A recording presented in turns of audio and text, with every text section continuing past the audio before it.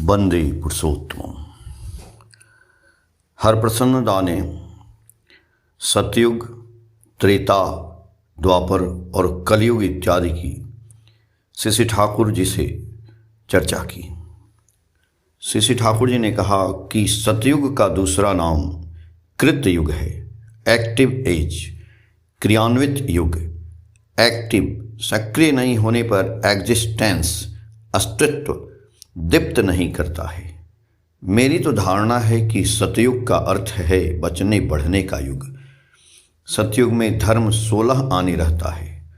उस समय सत्ता पूर्णतम तेज से चलती है। बचने बढ़ने में प्रवृत्ति परायणता जो बाधक होती है वह संयत और सुनियंत्रित रहती है। त्रेता में धर्म 3 हिस्सा में रहता है और अधर्म 1 हिस्सा। उस समय भी जीवन वृद्धि चलन प्रधान रहा है। द्वापर में धर्म 2 हिस्सा में रहता है और अधर्म भी 2 हिस्सा में रहता है। सत्ता और प्रवृत्ति दोनों दिशाओं में मनुष्य का समान झोंक रहता है।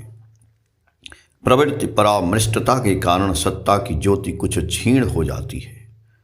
और कलयुग में अधर्म 3 हिस्सा में रहता है और धर्म इकाई हिस्सा में रहता है। सत्ता को क्षीण करते रहने पर भी प्रवृत्ति चरितार्थता की मांग प्रबल होती है।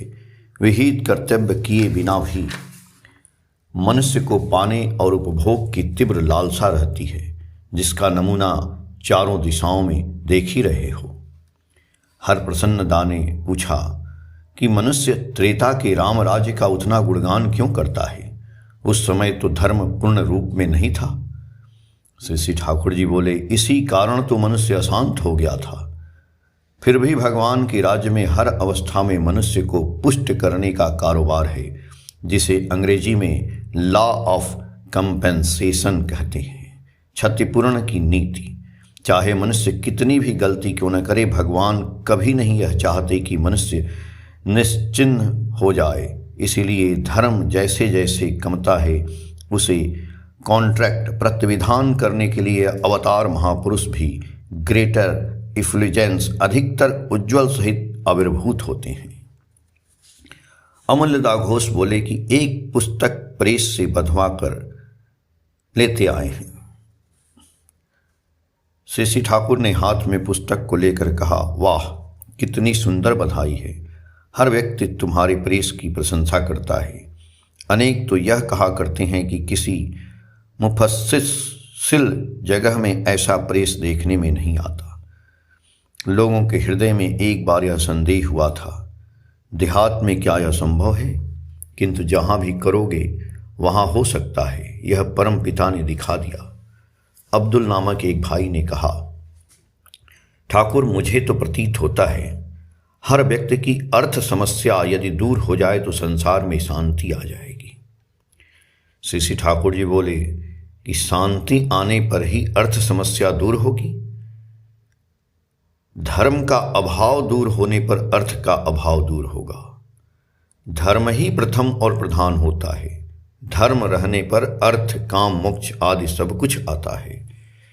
धर्म meaningful adjustment of all factors of life, जीवन की समस्त दिशाओं का सार्थक विन्यास लाता है। इसीलिए धर्म फ्लेयर अप, दीप्त हो उठने पर, करने पर इन कॉमिक एडजस्टमेंट, अर्थ नैतिक विन्यास नॉर्मल स्वाभाविक हो जाता है।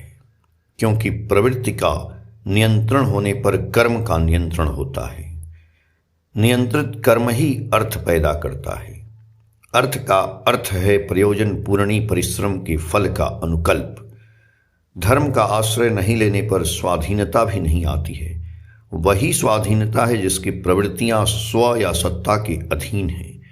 स्वाधीनता का अर्थ स्वेच्छाचारिता नहीं, लिबर्टी का अर्थ है मुक्ति, टू ग्रो, बढ़ना, to be free from the obsession of complexes, प्रवृत्ति अभिभूत से मुक्त होना।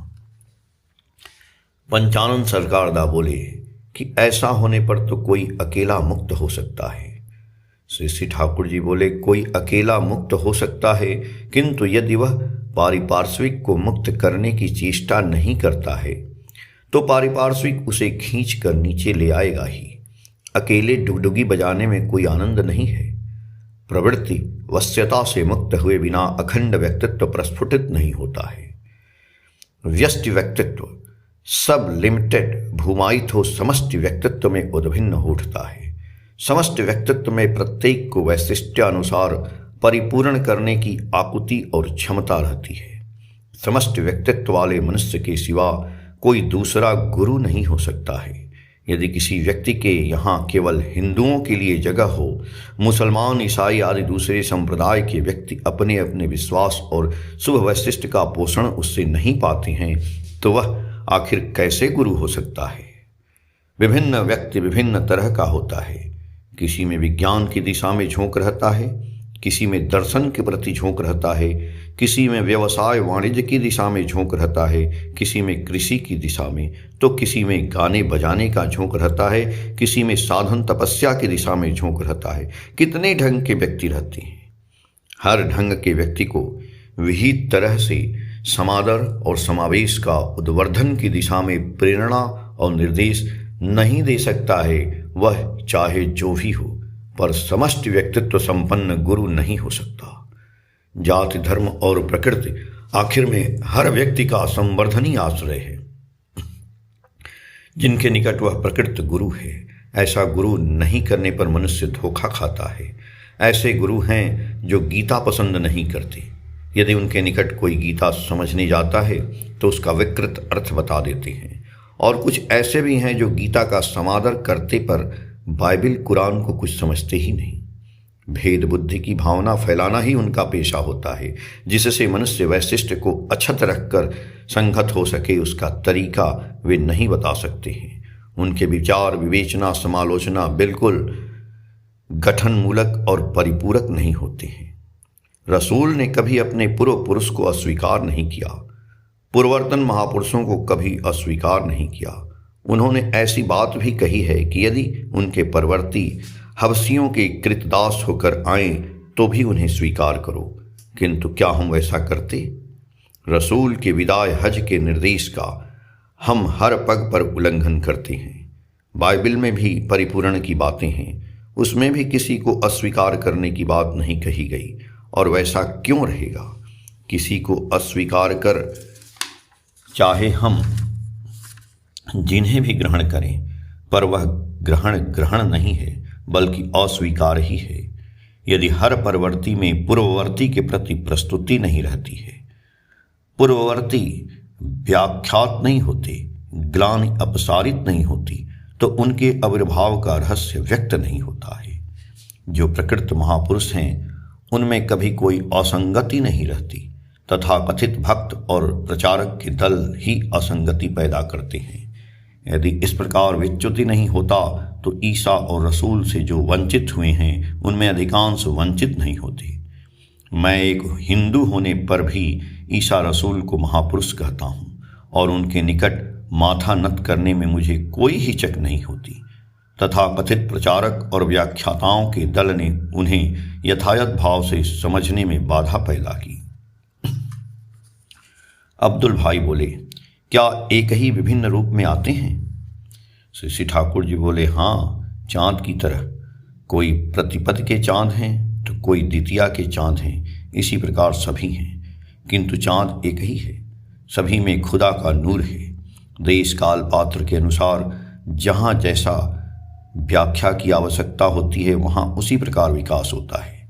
यदि हम किसी को अस्वीकार करते हैं तो उसका अर्थ है कि हमने खुदा को अस्वीकार किया। धर्म को विभेद करना ही महापाप और पातित्य है। एक ही धर्म विभिन्न समय में विभिन्न देशों में विभिन्न व्यक्तियों के अंदर मूर्त हुआ। सर्वत्र एक ही सत्य है, एक ही धर्मवाणी है, देश काल के उपयुक्त विभिन्न ढंग से कही गई है। आजकल हम स्मृति शास्त्र को स्वीकार करना नहीं चाहते, किंतु श्रुति समस्त स्तुति नहीं मानना ही अन्याय है। आजकल ऐसे अनेक महान हैं, वे जब विवाह में कोई विधि निषेध के विषय में सुनते हैं तो उसे संकीर्णता का लक्षण समझ बैठते हैं। उसके विषय में मेरी धारणा है, प्राण वायु की गति जितने दिनों तक दोनों संकीर्ण नासारंध्र हो चलती है उतने दिनों तक मनुष्य जीवित रहता है। जब ही इस बंधन संकीर्णता को अस्वीकार कर विश्व के वायु प्रवाह के साथ एकाकार हो जाता है, तभी वह मुक्त होता है। किंतु उस मुक्ति का अर्थ है मनुष्य की मृत्यु। सत्ता पाली विधि को नहीं मानने का अर्थ है मृत्युवाही शैतानों का चेला बनना। 7 अक्टूबर 2023 से। जय गुरु।